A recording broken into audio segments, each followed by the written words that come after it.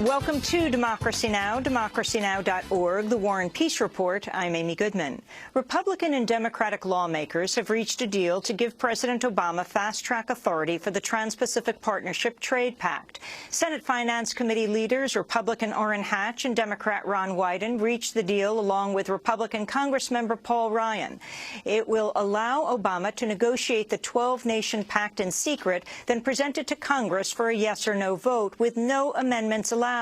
In a statement, Lori Wallach of Public Citizen said the bill introduced Thursday would, quote, delegate away Congress's constitutional trade authority and give blank check powers to whomever may be president during the next 3 to 6 years for any agreements he or she may pursue. Wallach described the deal as a corporate Trojan horse, which would serve multinational firms while undermining health and environmental regulations. To see our interview with Lori Wallach and Congressmember Alan Grayson on the TPP, you can go to democracynow.org. Iraqi security forces battled militants with the self-proclaimed Islamic State Thursday inside Iraq's largest oil refinery. The United States has been conducting airstrikes in the area around the Bahrain Refinery. Meanwhile, a top Iraqi military official told the Associated Press Iraqi forces have managed to take control of an area south of the refinery, securing the towns of Al-Maha and Al-Mazra. The fierce fighting came as Iraqi Prime Minister Haider al-Abadi was in Washington to meet with Vice President Joe Biden. Biden pledged to seek a strategic partnership with Iraq.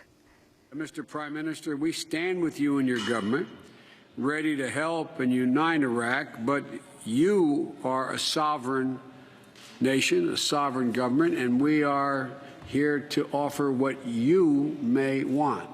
It's for you to decide what we have to offer, whether it's of value. In Yemen, Al-Qaeda fighters have seized an airport, military base, and oil export terminal as they continue to gain ground in the country's south.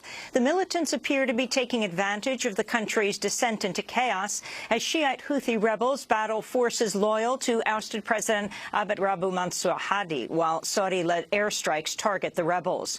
Meanwhile, a UN spokesperson announced the UN Special Advisor on Yemen is stepping down. The Secretary General's Special Advisor on Yemen, Jamal Ben Omar, has expressed an interest in moving on to other assignments. The Secretary General greatly appreciates the tireless efforts Mr. Ben Omar has made over the years to promote consensus and trust on a peaceful way forward in Yemen. The successor is expected to be named in due course. Until that time and beyond, the UN will continue to spare no efforts to relaunch the peace process in order to get the political transition back on track. WikiLeaks has published a full searchable database of over 170,000 emails from Sony Pictures Entertainment. The documents first came to light last year following a hack U.S. officials blamed on the North Korean government. WikiLeaks says the full database shows a close relationship between Sony and the Obama administration, with nearly 100 U.S. government email addresses in the archive. The emails show Sony executives reacting to WikiLeaks' publication of a leaked chapter of the secret Trans-Pacific Partnership trade deal and discussing an upcoming meeting with U.S. Trade Representative Michael Froman. The archive also shows close ties between Sony and the RAND Corporation, a military think tank whose board members include Sony Pictures Entertainment CEO Michael Linton.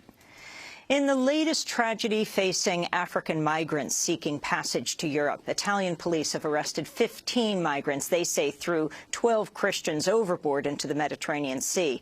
Authorities say the Muslim migrants attacked Christians from Nigeria and Ghana. The killings followed news of a shipwreck which killed another 41 migrants. President Obama signed the so-called Doc Fix law to overhaul how doctors receive payment under Medicare, the federal health insurance program for seniors and people with disabilities.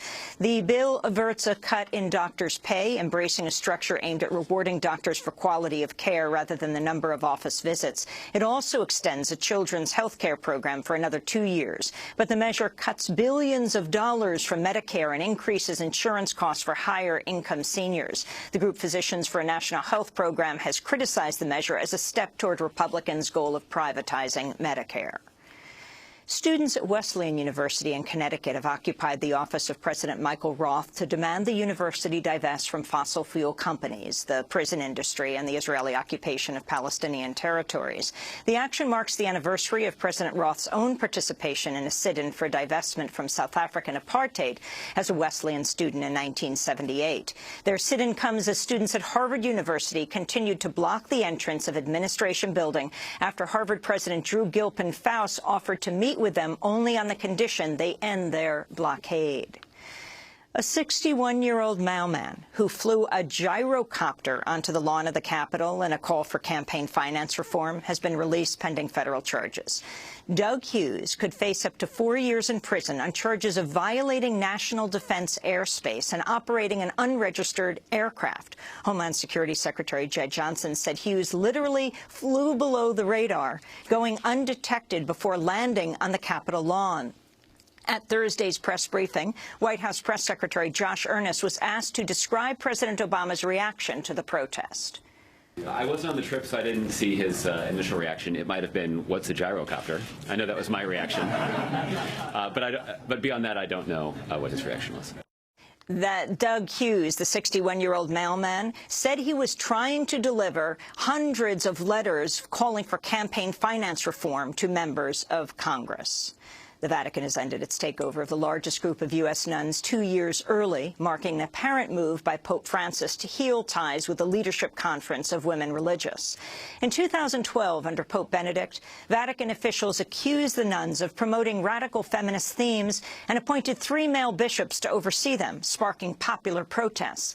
Another investigation of U.S. nuns ended in December with the Vatican praising the nuns' role. In Spain, authorities detained former International Monetary Fund Director Rodrigo Rato and searched his home and office as part of a probe into money laundering. Rato is also under investigation for suspected fraud during his tenure as head of Bankia, the Spanish bank, which received a taxpayer bailout. He led the IMF from 2004 to 2007 during a period when Argentina was struggling to recover from a financial meltdown many believe was brought about by IMF-led policies. Argentine President Cristina Fernández de Kirchner responded to news of Rato's detention. They just announced that former International Monetary Fund Director General Rodrigo Rato, who was the former economy minister and vice president for former Spanish Prime Minister José María Aznar, was just detained for laundering money, imprisoned for laundering money. That's who used to come and tell us how we had to direct and manage our economy. Moreover, it was they who even dared to talk about corruption in Argentine politics. In the latest sign of the revolving door between Wall Street and government regulators in the United States, former Federal Reserve Chair Ben Bernanke has taken a post as advisor to Citadel, one of the country's largest hedge funds. Bernanke ended an 8-year stint as Fed chief last year. Meanwhile, another financial regulator will reportedly become chief financial officer of Hillary Clinton's presidential campaign. Bloomberg reports Clinton will tap Gary Gensler, former chair of the Commodity Futures Trading Commission.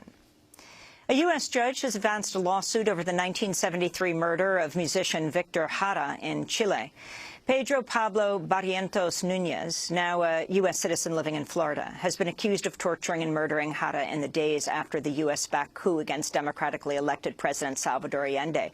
The judge's decision allows a lawsuit brought by his family to move forward. Amnesty International has released a new report detailing what it calls a chilling crackdown on dissent in the U.S.-backed Gulf Kingdom of Bahrain. Despite promises of reforms, Amnesty reports rampant abuses, including torture, arbitrary detention of human rights activists, and excessive force against protesters have continued in Bahrain following a 2011's uprising against the Sunni monarchy. The report comes just days before Bahrain hosts the Formula One Grand Prix auto race. Bahrain is a close ally of the United States, home to the Navy's Fifth Fleet. Republican presidential candidate Jeb Bush has called on Congress to confirm Loretta Lynch as Attorney General after her nomination has been stalled for 160 days. Lynch's fate remains on hold as Republicans seek passage of an anti-trafficking bill, which contains an anti-abortion component that Democrats have objected to. Bush said Thursday, quote, "I think that presidents have the right to pick their team." In Massachusetts, the parents of an 8-year-old boy killed by the Boston Marathon bombings have asked the federal government to drop its pursuit of the death penalty for bombing suspect Shokar Tsarnaev. In an essay published in the Boston Globe, Bill and Denise Richard wrote, quote, "We believe that now is the time to turn the page, end the anguish, and look toward a better future for us, for Boston, and for the country." A leading Jewish studies scholar has canceled a lecture at University of Illinois Urbana-Champaign over the ouster of Professor Steven Salaita. The university withdrew a job offer to Salaita last year after he posted tweets harshly critical of the Israeli assault on Gaza. Todd Samuel Pressner, director of the Center for Jewish Studies at UCLA, criticized University Chancellor Phyllis Wise's insistence on, quote, civility as the dubious touchstone for all academic discourse, citing examples of uncivil speech acts by prophets in the Hebrew Bible who condemned injustice, nationalism, and war. And in New York City, protesters continued the fight against income inequality following Wednesday's historic protest for a $15 an hour minimum wage and the right to unionize. On Thursday, activists marched to 157, a luxury building where a condo recently sold for $100 million, becoming the most expensive single residence ever purchased in New York City. The protesters targeted Bill Ackman, billionaire founder and CEO of Pershing Square Capital, who owns a condo in the building, for profiting off investments in Burger King and private prison firm Corrections Corporation of America. Bill Ackman is one of the largest stakeholders in poverty wages. Stakeholders in poverty wages. And they're treating prisons as a real estate investment. They're banking on the occupation of these prisons to return their investments, which means they're banking on black and brown men, women, and children being put into these facilities so that they can make money. The protest came as House Republicans in Washington have passed a measure to effectively deepen income inequality by providing a $269 million tax break to the wealthiest 0.2% of Americans. The House voted along party lines to repeal the federal estate tax, which only applies to estates worth over $5.43 million. President Obama would veto the measure if it cleared the Senate. And those are some of the headlines. This is Democracy Now!, democracynow.org, The War and Peace Report. I'm Amy Goodman. And I'm Juan Gonzalez. Welcome to all of our listeners and viewers around the country and around the world.